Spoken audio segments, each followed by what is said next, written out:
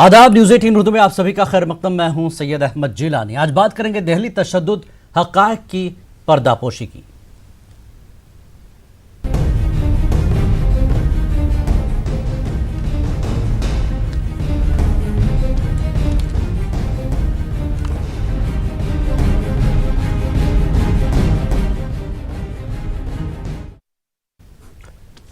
नाजरीन, दिल्ली में हुए तशद्दुद को 20 दिन से ज़ायद का अरसा गुजर चुका है। अभी भी मुतासरीन कैंपों में रहने पर मजबूर हैं। इंसाफ के बजाय एक दूसरे पर इल्ज़ामात और जवाबी इल्ज़ामात का दौर जारी है। दिल्ली तशद्दुद पर लोकसभा में वज़ीर दाखिला अमित शाह ने बहस का जवाब देते हुए कहा कि दिल्ली दंगा मनसूबा बंद था। 300 लोग यूपी से आए दंगा भड़काने। वज़ीर दाखिला ने दिल्ली तशद्दुद में पुलिस के रोल की सताइश की। इमाम सरबराह असदुद्दीन ओवैसी ने दिल्ली फसाद पर हुई बहस पर अमित शाह के जवाब पर नाराजगी का इजहार किया। ओवैसी के मुताबिक अमित शाह फसाद के लिए जिम्मेदार बीजेपी लीडरों को बचाने की कोशिश कर रहे हैं, इसलिए उन्हें उम्मीद नहीं है कि मुतासरीन को इंसाफ मिल पाएगा। बड़े पैमाने पर एक ही फिरके के लोगों की गिरफ्तारियां की जा रही हैं।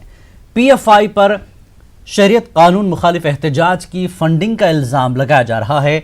दिल्ली पुलिस की कार्रवाई और मरकजी हुकूमत के तरीक़ेकार से महसूस होता है कि हक़ाइक़ की पर्दापोशी की जा रही है। मैं महान सदन के सामने इस राइट के अंदर जिन लोगों की जान गई है वो सबके लिए हृदय की गहराइयों से दुख व्यक्त करता हूं। उनके प्रति श्रद्धांजलि का भाव सदन के सामने रखना चाहता हूं। दिल्ली की जनसंख्या 1.70 करोड़ है, 1.70 करोड़, और जहां दंगा हुआ वहां की आबादी 20 लाख। पुलिस का सबसे बड़ा काम था और मैं इसके लिए दिल्ली पुलिस को प्रशंसा भी करना चाहता हूं और शाबाशी भी देना चाहता हूं क्योंकि मान्यवर ये 20 लाख लोगों के बीच में जो दंगा हो रहा था इसको दिल्ली में स्प्रेड नहीं होने देना ये बहुत बड़ी जिम्मेदारी थी और मैं मानता हूं कि इसको बहुत अच्छे तरीके से दिल्ली पुलिस ने निभाया है। मैंने लगभग 24 फरवरी 2020 को 2 बजे के आसपास पहली सूचना प्राप्त हुई 24 तारीख को, और अंतिम सूचना प्राप्त हुई है 25 फरवरी रात को 11 बजे। ज्यादा से ज्यादा 36 घंटे तक ये राइड चले हैं। उन्होंने कहा कि मैं वहां ट्रंप के कार्यक्रम में बैठा था। मान्यवर, श्रीमान ट्रंप का कार्यक्रम पहले से तय था, मेरी कॉन्स्टिट्यूएंसी में था। सरकार और पुलिस की मिली भगत से ही दंगाइयों को मौका मिलता है। तो अमित शाह दिल्ली पुलिस को बचाने का मकसद एक ही है कि वो नहीं चाहते कि इंसाफ मिले, और ख़ास तौर से उन मुसलमानों को जिन्होंने अपनी जानों को गंवाया, जिनके घर जला दिए गए, जिनके कारोबार को ख़त्म किया गया, और कोई इंसाफ नहीं मिलने वाला है आज के अमित शाह के इस रिप्लाई के बाद। क्योंकि हमने मुतालबा किया था कि इंक्वायरी कमीशन को इंक्वायरीज एक्ट के तहत बनाया जाए, जो एक सिटिंग सुप्रीम कोर्ट या हाई कोर्ट जज हेड करे। उन्होंने उसको इनकार कर दिया, कुछ नहीं कहा, तो इंसाफ नहीं होगा। SIT क्या करेगी? वन साइडेड अरेस्टिंग हो रही है दिल्ली में। 1100 से ज़ायद मुस्लिम लोग इलीगल डिटेंशन में हैं, और मुझे नहीं लगता कि कोई इंसाफ होने वाला है। बल्कि उन्होंने तो अपने MPs का जिक्र ही नहीं किया। Kapil Mishra DCP, sitting DCP की मौजूदगी में अल्टीमेटम देता है, अमित शाह उसके बारे में बात ही नहीं करते। जहाँ तक वारिस पठान का ताल्लुक़ है, वारिस पठान के खिलाफ FIR है। वारिस पठान ने अपना बयान वापस लिया है, मगर क्या अनुराग ठाकुर के खिलाफ FIR है? क्या कपिल मिश्रा के खिलाफ FIR है? किसी के खिलाफ कोई FIR नहीं है। क्या उनके वर्मा MP के खिलाफ कोई FIR नहीं है? सरकार इन लोगों को बचाना चाह रही है, ये देश देख रहा है। और आइए सुनते हैं मुतासरा लोगों का क्या कहना है। अब थोड़े हालात तो बेहतर हैं, थोड़ी इमदाद भी आ रही है, लेकिन जब यहाँ से निकले थे बहुत बुरा हाल था। लोग बाग तलवारें लेके आ रहे थे, घरों को जला दिया, बच्चे परेशान रहे और भूखे। अब खैर इमदाद आ रही है भाई, अभी सरकार कब देगी ये तो मालूम नहीं, लेकिन ये वो और लोग सरदार भाई भी हैं, सिख भी है, सभी तरीके के, ये नहीं को कोई एक ही वो दे रहे हैं, सभी इमदाद पहुंचा रहे हैं। गरीबों का काम चला नहीं तो आपने आगे जाके देखोगे तो घरों के घर जले हुए हैं, छतें तक उड़ी हुई हैं। अच्छा। इसी हालत में। आपका भी घर है? हाँ हमारा भी घर है। भैया हमारा घर तो सब लूट खोस लिया, सब कुछ आग नहीं लगी, हमारा आग नहीं घर लगी, लूट लेकिन हमारे घरों में से सब लूट लिया सब। क्या क्या सामान था जो सिलाई की चीज थी, मशीन थी, सिलाई की मशीन, चीज, जेवर वुवर, घर के जेवर, दान पैसा वैसा सब। अच्छा और जिस हाल में हम निकले थे भैया, रात को 10:30 बजे निकले थे, मंगल की रात को। अच्छा छोटे छोटे बच्चे थे हमारे पास, मासूम। हमारा शोहर घर नहीं थे, वे इस समय में गए हुए थे, तो हमें गलियों गलियों में से हम निकले थे। अच्छा। हाँ तो अब कैसा हालात है? आप डराव रात को रुक पा रहे हैं? जी, अब तो हम है यहाँ पर, दहशत तो है ही दिलों में बहुत। अच्छा दहशत हमारे बच्चों के दिलों में भी बहुत बैठी हुई, हमारे बच्चे आ भी नहीं रहे हैं। हालात ये है कि अभी लोगों के पास पैसे नहीं हैं और घर में जो था वो सब लुट गया। कोई घर नहीं ऐसा बच्चा, किसी का बच गया तो बच गया, हमारे घर में तो बर्तन भी नहीं बचे, सारा लुट खुट गया। और हम लोगों के तीर पैसे नहीं हैं, तम्बाकू बीड़ी तक के, तो हम दवाई इसलिए ले रहा हूँ कि भाई हमारे तीर एक पैसा नहीं है अब जेब में। क्या हुआ था आपके घर में? क्या क्या बचा, क्या क्या लूट गया? हमारे घर के अंदर जो सामान था वो सब चला गया, कपड़े लगभग 28 साल हो गई हैं यही रहते जी। कभी सोचा था ऐसे? नहीं ऐसी हालात नहीं सोचा, तो 9 दिसंबर बन गया था भाई साहब। 4-6 हजार आदमी था, अपनी जाने कैसे वो हमें पुलिस बचा के ले गई सुबह बुध को। यहाँ पे तो नहीं रुक पा रहे हैं, भाई है हमारे बराबर में, जमुना वहाँ पे रानी गार्डन में वहाँ पे चले जाते हैं। दहशत का माहौल इतना है कि यहाँ पे रुका ही नहीं जा रहा है, हर घड़ी दहशत, डर में जी रहा है इंसान। सब कुछ लूट गया, सब कुछ बर्बाद हो गया। हमारी बाइक थी यहाँ पे जला दी थी, हमारी बाइक तो बिल्कुल यहाँ पे ही पड़ी थी। घर में सब लूट पाट कर ली, सब रुपया पैसा जेवर जो भी था सब खत्म हो गया। कब लौटे आप? और मैं तो आज ही लौटा हूँ, अपनी बेटी के पेपर है मेरी, आज 9वीं क्लास में पढ़ती है, उसके पेपर की वजह से मैं आज वापस हुआ हूँ, वरना तो बस सब कुछ खत्म ही हो गया। ज्यादा ऐसा कुछ नहीं था, लेकिन ये गाड़ियों में आग लगा रहे थे, घरों को लूट रहे थे, घर जला दिए गए थे और पथराव हुआ है बहुत यहाँ पे। हम लोगों ने उस दिन की रात तो कैसे काटी है। यहाँ पे तो पुलिस भी आई है, करीबन तीसरे दिन के बाद आई, चौथे दिन पुलिस आई है यहाँ पे सारा। अब कब से यहाँ पर लोग लौट पाए हैं और क्या हालात हैं? अब तो 3-4 दिन से लोग आ रहे हैं, जा रहे हैं, कुछ लोग तो आए हैं मोमडन, वो रह भी रहे हैं यहाँ पे। अब ऐसी कोई परेशानी नहीं है फिलहाल तो। सिक्योरिटी है यहाँ? हाँ जी हैगी, बराबर हैगी। तो दिल्ली तशद्दुद को लेकर कल लोकसभा में दिन भर बहस हुई, बहस का जवाब दिया गया।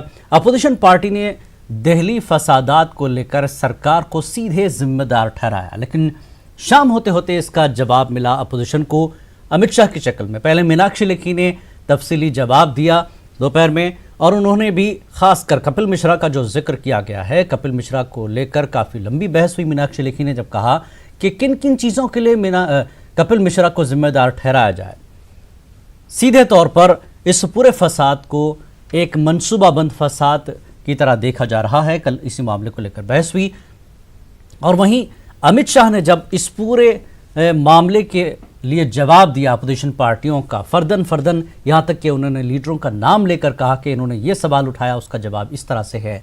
तो उन्होंने कहा कि इसमें जो इस तरह की इंक्वायरी हो रही है, तहकीकात हो रही है, उसमें वो मज़ीद ज़्यादा नहीं कहना चाहेंगे, क्योंकि अभी तहकीकात चल रही है, बहुत सी चीज़ें सामने आनी बाकी है। यहाँ तक कहा गया कि बाकायदा इस फसाद के लिए फंडिंग की गई है, मंसूबा किया गया है।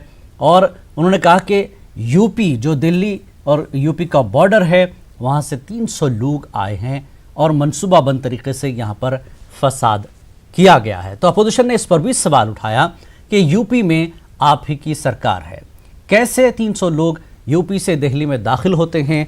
इंटेलिजेंस के फेलियर का सवाल उठाया गया, पुलिस के फेलियर का सवाल उठाया गया।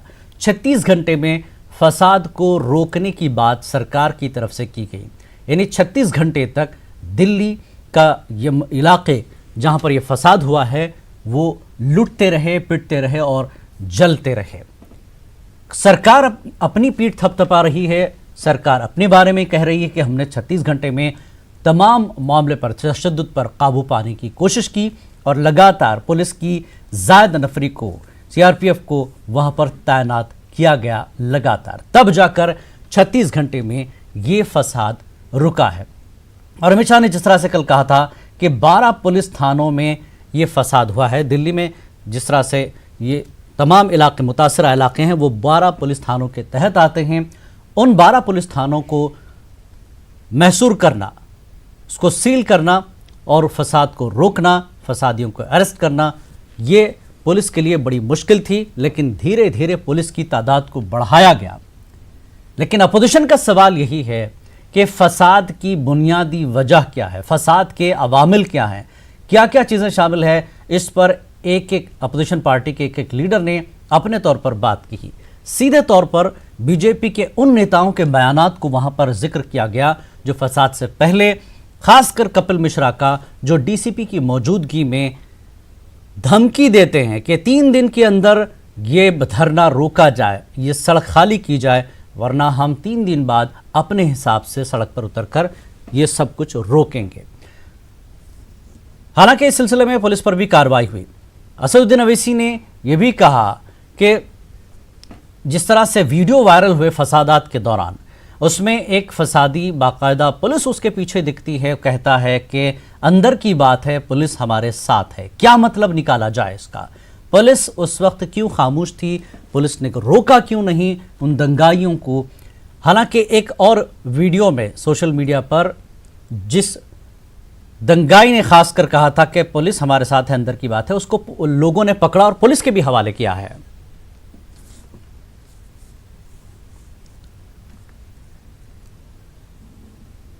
और इस वक्त हमारे साथ नोएडा स्टूडियो से ऋषि मिश्रा, सोशल और पॉलिटिकल एनालिस्ट हैं।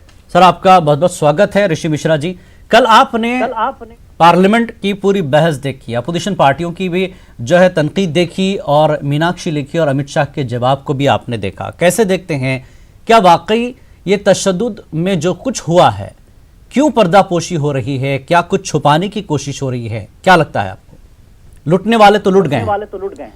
बिल्कुल, जिस प्रकार से हिंदुस्तान की राजधानी दिल्ली में जिस प्रकार से खूनी खेल खेला गया और जो कार्रवाई होनी चाहिए थी, समावेशी कार्रवाई होनी चाहिए थी, वो कार्रवाई नहीं दिखी, जिसका परिणाम है कि 53 निर्दोष लोग मारे गए दिल्ली दंगों में और कई सैकड़ों लोग इसमें घायल हुए हैं। तो कहीं ना कहीं कल जो अमित शाह, जो हमारे देश के गृह मंत्री, उन्होंने जो बयान दिया है, पर्सनली व्यक्तिगत रूप से आप मुझसे पूछे तो मैं संतुष्ट नहीं हूँ। उन्होंने जो कारण बताया कि संकीर्ण गलियाँ, पॉपुलेशंस की जो घनत्व थी वो ज़्यादा थी। अरे अमित शाह जी, ये पहले भी होते थे दिल्ली में ऐसी घटना आपको शायद ही 20-25 सालों में देखने को मिला होगा। दूसरी बड़ी बात ये है कि जिस प्रकार से हमारे सियासतदान जिस प्रकार से बयानबाजी कर रहे थे, चाहे पक्ष के हों या विपक्ष के हों, चाहे अन्य कोई नेता हों, यदि आप बीजेपी को ही लीजिए तो क्या बीजेपी के शीर्ष नेता ने अपने ऐसे नेताओं पे जो बयान दे के माहौल ख़राब करने की कोशिश कर रहे थे, क्या उन पे रोक लगाया? चाहे अमित शाह, चाहे वो कपिल मिश्रा का बयान हो, चाहे अनुराग ठाकुर जी का बयान हो, चाहे दिल्ली प्रदेश के जो सांसद हैं वर्मा साहब, उनका बयान हो, और जहाँ तक मैं पर्सनली मानता हूँ अमित शाह का भी बयान आग में घी डालने का काम किया कि वोट डालो यहाँ, आग करंट लगे शाहीन बाग में। मेरा स्पष्ट मानना है, चाहे वो ताहिर हुसैन हो, चाहे वो संबी दंपति हो, चाहे वो कपिल मिश्रा हो, चाहे वो अनुराग ठाकुर हो, चाहे वो अमित शाह ही खुद क्यों ना हो, देश के, हिंदुस्तान के सामाजिक समरसता के साथ कोई खिलवाड़ करेगा, XYZ कोई भी हो, देश के सामाजिक समरसता से बड़ा कोई नहीं है। कार्रवाई होनी चाहिए ताकि देश की सामाजिक समरसता बची रहे। जी मिश्रा जी, एक चीज और है, कल जिस तरह से अमित शाह ने कहा कि ये मनसूबा बंद फसाद था, फंडिंग वाला फसाद था, और जिस तरह से आज खबर आ रही है कि PFI के लोग कुछ अरेस्ट होते हैं, फंडिंग की गई है धरनों को लेकर, कहीं ये रुख सियासी तौर पर मुड़ा जा रहा है, तो फिर बचाने की कोशिश किसे की जा रही है? जबकि तस्वीर सामने है सब कुछ, चाहे वो किसी भी पक्ष का हो, किसी ने भी बयान दिया हो। अवैसी ने भी कहा कि वारिस पठान ने बयान दिया, उन्होंने माफी मांगी, उन पर केस बुक किया गया। जो किसी ने इस तरह का बयान दिया और किसी ने आग में घी डालने का काम किया, चाहे किसी पक्ष का हो, उसके साथ कार्रवाई पहले होती तो शायद संसद में कल ठीक ठाक मामला होता। आप कल संसद में भी जो माननीय गृह मंत्री जी के बयान को देखेंगे तो कहीं ना कहीं गृह मंत्री जी, हमें उम्मीद थी कि गृह मंत्री जी समावेशी बात करेंगे, और गृह मंत्री जी मुझे लग रहा था उनके बॉडी लैंग्वेज से और उनके बातों से कि वो डिफेंसिव थे।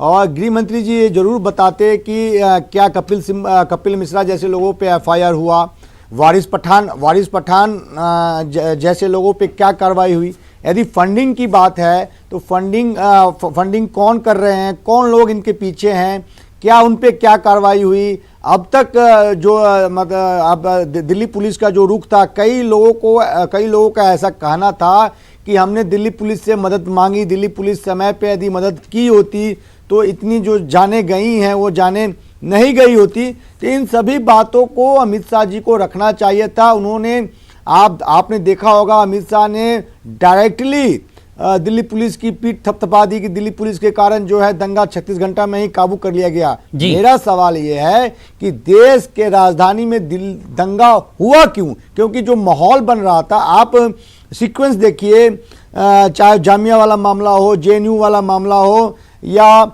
जो कपिल मिश्रा ने जिस metro station Jafrabad metro station पे जिस प्रकार से बयान दिया, उसके बाद जो माहौल बिगड़ रही थी, यदि दिल्ली पुलिस और आईबी और गृह मंत्रालय कंसेस होती तो माहौल को काबू में किया जा सकता था। तो मेरा ये मानना है कहीं ना कहीं गृह मंत्री और दिल्ली पुलिस का ये फेल्यूर है। देखिए, मेरा स्पष्ट मानना है आम लोगों को भी इस चीज का ख्याल रखना चाहिए। सियासतदान सियासत कर लेंगे, मरना होगा, जो मरते हैं आम लोग मरते हैं, चाहे वो हिंदू मरता हो या मुसलमान मरता हो, और ये हिंदू मुसलमान के चक्कर में इनोसेंट लोग मारे जाते हैं। सियासतदान के परिवार या सियासतदान के बच्चे नहीं मरते हैं, मरते हैं तो आम लोग मरते हैं और निर्दोष लोग मरते हैं। बिल्कुल, दिल्ली में भी यही हुआ, गरीब लोग मारे गए हैं, मासूम लोग जो है इसकी भेंट चढ़े। हमारे साथ खुर्रम शहजाद हमारे नुमाइंदे जुड़ चुके हैं फोन लाइन पर। खुर्रम, जिस तरह से इस तशद्दुद को लेकर अब बातें आ रही हैं, तहकीकात पहले सारा कुछ फेलियर हो जाता है और जब ये सब कुछ तमाशा होता है उसके बाद अब फंडिंग थी, फला था, जो कुछ था, इसकी तहकीकात चलती है। एक एक धीरे एक एक चीजें करके सामने आ रही है। क्या कुछ चल रहा है दिल्ली में इस चीजों को लेकर अभी? देखिए जिलानी, दरअसल बहुत सारी चीजें ना तो सरकार देखना चाहती है, ना अपोजिशन बहुत सारी चीजों को देखना चाहते हैं। सब अपने अपनी ऐनक से, अपने अपने नजरिए से चीजों को देख रहे हैं। यही वजह है कि पहले से एक नजरिया तय होता है और उसके बाद उसमें रंग भर दिए जाते हैं कि ये चीज इस तरह से हुई और इस तरह से हुई। जो भड़काऊ बयान, इश्तियाल अंगेजी की गई थी इलेक्शन के दौरान, ना एक तरफ उनसे आंख बंद कर ली जा रही है और दूसरी तरफ से इश्तियाल अंगेजी की गई है, उससे भी कहीं ना कहीं मुंह चुराया जा रहा है, मुंह छुपाया जा रहा है। तो ये तमाम चीजें हैं जो अब दिखाई दे रही हैं। हालांकि जांच का काम जो है वो सिक्योरिटी एजेंसियों का है और वो कर भी रही है और बहुत सारे लोगों को उन्होंने पकड़ा है। जैसे कि वजीर दाखिला ने कल पार्लियामेंट में साफ तौर पर कहा कि किसी को भी नहीं छोड़ा जाएगा। बहुत सारे जो सोशल मीडिया अकाउंट हैं वो शुरू हुए थे और फिर वो 26 तारीख या 25 तारीख के आसपास बंद हो गए, यानी 23 से शुरू हुए और 26 को बंद हो गए। ये तमाम चीजें हैं। इसके अलावा बहुत सारी चीजों को देखना पड़ेगा, जमीन पर जाना पड़ेगा और ये जानने की कोशिश करनी पड़ेगी कि जो तशद्दुद हुआ है कि अवामिल क्या थे, उसमें कौन लोग शामिल थे। और लेकिन खुर्रम, एक चीज है, जिस तरह से अवैसी ये इल्जाम लगा रहे थे मीडिया के सामने कि अंधाधुंध गिरफ्तारियां हो रही है उसी इलाके के लोगों की और एक तबके की सिर्फ, लेकिन फिर वो 300 लोग जो यूपी से आए थे उनकी शनाख्त कैसे होगी? दाखिला ने कहा है कि हमने वहां से जो डॉक्यूमेंट, वहां का जो डेटा है वो मांगा है और फेस रिकग्निशन की जो टेक्नोलॉजी है उसके जरिए से उनकी शनाख्त की जाएगी। लेकिन क्योंकि एसआईटी की टीम इसकी तहकीकात कर रही है तो कितनी तहकीकात कर पाएगी ये अपने आप में एक बड़ा सवाल है और किस तरह से जो कड़ियां हैं वो जुड़ पाएंगी वो एक बड़ा सवाल है। लेकिन इससे भी बड़ा सवाल एक और भी है, जिससे जो अभी कई तरह की फैक्ट फाइंडिंग रिपोर्ट्स हमारे पास आ रही हैं, उसमें एक सवाल बना हुआ है कि दिल्ली जैसी जगह में 36 घंटे लग जाते हैं अगर किसी तशद्दुद और किसी फसाद पर काबू पाने में। तो एक बड़ा सवाल है उसमें जो फेलियर है वो किन लोगों का फेलियर है, कौन लोग ड्यूटी अपनी अंजाम नहीं दे सके। ये तमाम चीजें अपनी जगह है और क्या वाकई फेलियर है या फिर वो अपना काम कर रहे थे लेकिन हालात इतने ज्यादा खराब थे कि वो हालात को संभाल नहीं सके। ये तमाम चीजें हैं और इसकी जांच होनी चाहिए। कई जगहों से जुडिशियल इंक्वायरी की डिमांड है तो कई जगह से एनआईए की इंक्वायरी की डिमांड है। तो ये तमाम चीजें हैं, लेकिन अभी तक जो ग्राउंड रियलिटी नजर आ रही है, जो सबसे ज्यादा शिकार हुआ है फसाद का जो इलाका, शिव विहार का इलाका, खासतौर से जो बिल्कुल उत्तर प्रदेश के बॉर्डर से बिल्कुल मिलता है और कुछ किलोमीटर के साथ ही जो है उत्तर प्रदेश की जो सरहद है वो शुरू हो जाती है। वो जो इलाका है वहाँ पर अभी भी लोग खौफ में है, दहशत में है, वो वहाँ पर लोग पहुँच नहीं पा रहे हैं। रात को रुकने का जहाँ पर रातों को रहते हुए उन्हें वहाँ पर डर लगता है, ये एक बड़ा सवाल है। और एतमाद बहाली का काम वो करना होगा। रियासती हुकूमत ने कुछ कंपनसेशन का ऐलान किया है, लेकिन क्या मरकजी हुकूमत की तरफ से कोई कंपनसेट किया गया है? इस तरह की रिकमेंडेशन फैक्ट फाइंडिंग रिपोर्ट्स में जरूर सामने आई है, लेकिन जमीन पर अभी तक इस पर कोई सरकार की तरफ से कोई जवाब नहीं आया है कि आखिर किस तरीके से मरहम लगाया जाएगा। क्योंकि तमाम रिपोर्ट ये जरूर कह रही हैं कि जो मकामी लोग थे उन्होंने एक दूसरे को बचाया है, एक दूसरे का साथ दिया है। तो जो नुकसान हुआ है, जो सरकार जो अपना काम नहीं कर पाई है, उसकी जवाबदेही तो सरकार को और उन जख्मों पर जो मरहम लगाने का काम है वो सरकार को जरूर करना होगा। बिल्कुल ऋषि मिश्रा जी, जिस तरह से पुलिस की पीठ थपथपाई कल अमित शाह ने और खुद मीनाक्षी लेखी ने, सीधे तौर पर पुलिस को क्लीन चिट दिया गया है। ये पुलिस ने अपना काम किया है, जो कुछ किया है, लेकिन सोशल मीडिया में जो वीडियो वायरल हो रहे हैं वो कुछ और कहते हैं। तो फिर अब जैसे अवैसी और दीगर अपोजिशन लीडर ये कहते हैं कि अब इंसाफ की कोई उम्मीद ही नजर नहीं आती, तो अब दंगाइयों के साथ का क्या होगा और जो मुतासिर हुए हैं, जो पीड़ित हुए हैं, उन्हें इंसाफ आखिर मिलेगा कैसे? आप यदि अमित शाह के बयान को डिकोड करेंगे, अमित शाह ने जो बयान दिया कि अजीत डोभाल जी गए, मैं नहीं जा पाया। आप बताइए कि अजीत डोभाल जी ने जो काम किया वो काम वहाँ के एसएचओ का था, थाना प्रभारी का था। थाना प्रभारी जैसे जाफराबाद मेट्रो स्टेशन के बाद माहौल वहाँ का जो बिगड़ा, तो क्या वहाँ के एसएचओ ने वहाँ के जो शांति कमेटी होती है, हर मोहल्ले का एक शांति कमेटी होती है, उनको बुला के क्या उन्होंने बात किया? क्या दिल्ली पुलिस से जब मदद मांगी गई थी तो दिल्ली पुलिस समय पे फोर्स वहाँ पे लगा पाए? तीसरी बड़ी बात, जो सीआरपीएफ को वहाँ भेजा गया 24 तारीख को, और बाकी फोर्स 25 तारीख को भेजा गया, यही फोर्स पहले भेज दी गई होती तो क्या दंगा काबू में नहीं पाया किया जा सकता था? तो कई ऐसे बिंदु हैं जिस पे दिल्ली पुलिस की जो कार्य प्रणाली है उस पे प्रश्न चिन्ह उठती है। तीसरा महत्वपूर्ण बात जिलानी साहब ये है कि दिल्ली जल रही थी और हमारे जो चौकीदार थे, जिनके जिम्मे चौकीदारी थी दिल्ली की, वो अहमदाबाद में ट्रम्प साहब के लिए कारपेट बिछा रहे थे। नहीं, लेकिन इस पर भी अमित शाह ने कहा कि देखिए वो कार्यक्रम जो था वो पहले से तय था, और एक इतना बड़ा नेता आपके मुल्क आता है तो एक वजीर आजम को उनके साथ रहना ही पड़ेगा। ये ठीक है ये बात, लेकिन अमित शाह दिल्ली में थे, उन्होंने कहा मैं नहीं गया, मैं डिनर में नहीं गया, मैं लंच में नहीं गया, मैं दिल्ली में ही देख रहा था सब कुछ। लेकिन क्या सवाल यही है कि अमित शाह नहीं गए प्रोग्राम में तो 36 घंटे क्या सिर्फ देखते रहे दिल्ली को जलता हुआ?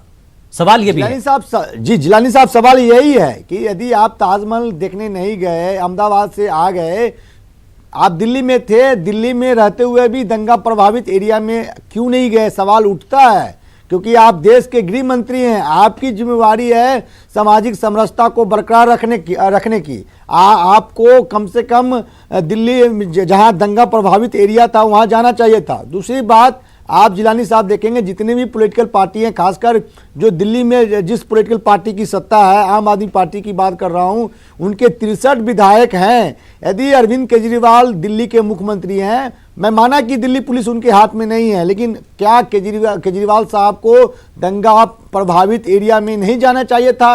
क्या दंगा प्रभावित एरिया में उनके विधायकों को नहीं जाना चाहिए था? यदि पॉलिटिकल अप्रोच अपनाया जाता, सामाजिक अप्रोच अपनाया जाता, तो कहीं न कहीं जो दंगा, जितना बड़ा दंगा दिल्ली में हुआ है, दिल्ली के दामन में जो दाग लगे हैं वो दाग से बचाए जा सकते थे। लेकिन हमारे सियासतदान दोनों तरफ से, चाहे पक्ष के हों या विपक्ष के हों, दोनों तरफ से सियासत होती रही और हमारी दिल्ली जलती रही। बिल्कुल मिश्रा जी, जिस तरह से अब गिरफ्तारियां हो रही है, आइडेंटिफाई किया जाएगा जो कुछ होगा, लेकिन इल्जाम यही लग रहा है कि वही लोग जहां रहते हैं इलाकों में, मुतासरा इलाकों से गिरफ्तारियां हो रही हैं। जिस जगह ये फसाद हुआ, जिस जगह ये सारा मसला हुआ, वहीं पर गिरफ्तारियां हो रही हैं। लोग घर छोड़कर भाग रहे हैं। कुछ लोग भले ठीक है बीच बचाव के लिए इस दंगे में आए हों, लेकिन दंगे की असल वजह, उस जड़ को कहीं ना कहीं छोड़ा जा रहा है। जो गिरफ्तारियां हो रही हैं उस पर भी इत्मीनान नहीं है लोगों को कि आप सही गिरफ्तार कर रहे हैं। जिलानी साहब, मेरा शुरू से स्टैंड रहा है, मैं आपके चैनल पे भी और कई चैनलों पे ये सरकार से मांग किया है कि इसकी जुडिशियली न्यायिक जांच करानी चाहिए, ताकि किसी भी पक्ष को मन में ये संदेह न रहे कि सरकार या जो सिस्टम है किसी के पक्ष में कार्रवाई की है और किसी के पक्ष में कार्रवाई नहीं की है। तो मेरा शुरू से स्टैंड रहा है कि क्यों न इसकी न्यायिक जांच कराया जाए कि दंगा का मूल कारण क्या था, दंगा कराने के पीछे कौन पॉलिटिकल पार्टी, कौन से लोग थे, क्या दिल्ली पुलिस ने अपना काम सही से किया, क्या जो जिनके पास ये जिम्मेवारी दिल्ली की सुरक्षा की थी उन्होंने अपना काम सही से किया। तो इसका तभी भी फैक्ट फाइंडिंग तभी ही आ सकता है जिलानी जी जब इसकी न्यायिक जांच कराया जाए। और जांच आप उनसे करवा रहे हैं जिनके जिम्मे दिल्ली की सुरक्षा थी, तो वो अपना कहीं ना कहीं डिफेंड तो करेंगे ही। तो मेरा शुरू से स्टैंड रहा है कि इसका कहीं ना कहीं न्यायिक जांच होनी चाहिए। जी, हमारे साथ हमारे नुमाइंदे विनीत भी जुड़े हुए हैं जो दिल्ली में ही तमाम मामलों को देखते हैं। विनीत, जिस तरह से लोकसभा की कार्रवाई कल देखी गई, जिस तरह से बातें हुई हैं, जांच की बात हो रही है, लेकिन जांच को लेकर अपोजिशन मुतमईन नहीं है, एसआईटी के जरिए खासकर उसकी मांग कुछ और है, लेकिन सरकार पल्ला झाड़ते हुए नजर आ रही है। विनीत। हाँ जी, निश्चित तौर पे मैं आपको बताना चाहूंगा कि जिस तरह से पूरी वाकया हुआ और जिस तरह से गृह मंत्री अमित शाह का रिप्लाई आया, उसके बाद अपोजिशन पार्टियां जो है वो संतुष्ट नहीं है और वो साफ तौर पे कह रही थी कि जैसे 300 लोगों के आने की बात हुई, उत्तर प्रदेश से आने की बात हुई, वो लोग कहाँ से आ गए। सरकार ये सवाल वो कर रहे थे। दूसरी बात अपोजिशन पार्टियों का यह भी कहना था कि उत्तर प्रदेश में भी आपकी सरकार है और दिल्ली में कानून व्यवस्था की जिम्मेदारी जो है वो केंद्र की है।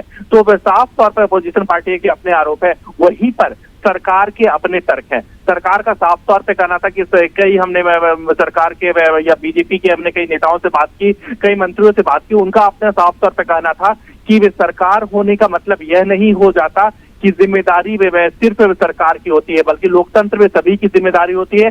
साथ ही साथ उन्होंने यह भी कहा कि आखिरकार उन 300 लोगों को इकट्ठा किसने किया, 300 लोगों को भड़काया किसने, पूरी मामले की जांच हो रही है। तो और इसके साथ ही साथ मैं आपको बताना चाहूंगा कि जैसे कि भड़काऊ भाषण के देने की बात हुई, साफ तौर पे मैं बीजेपी के एक मंत्री से पूछा, केंद्र के एक मंत्री से पूछा, बीजेपी के एक सांसद से मैंने पूछा, उनका साफ तौर पे कहना था कि जो कपिल मिश्रा ने जो बयान दिए उसको उन्होंने डिफेंड किया। साफ तौर पर उसके साथ ही साथ उन्होंने आरोप लगाया कि सोनिया गांधी ने जिस तरह से आर पार की लड़ाई की बात कही थी, जिस तरह से राहुल गांधी ने अपनी बात कही थी और साफ तौर पर कहा था कि घर से लोगों को बाहर निकलना चाहिए, कायर नहीं बनना चाहिए, एक पब्लिक रैली में उन्होंने इस तरह की बात कही। तो कहीं ना कहीं पक्ष के साथ साथ सत्ता पक्ष के भी अपने आरोप हैं और सत्ता पक्ष अपने आरोपों को या फिर सत्ता पक्ष के जो अपने दलीलें हैं उसे वो साफ तौर पर सार्वजनिक तौर पर कह रही है। बिल्कुल, बहुत बहुत शुक्रिया विनीत। और ऋषि मिश्रा जी, आपका भी, खुर्रम शहजाद,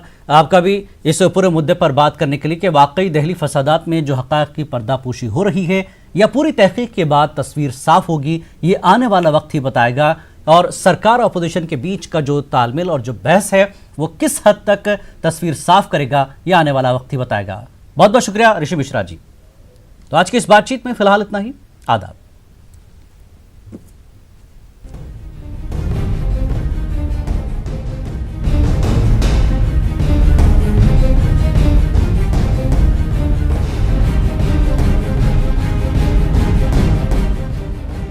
न्यूज हेडलाइंस के प्रायोजक सच्ची सहेली, महिलाओं के लिए सबसे भरोसेमंद औषधि एवं टॉनिक।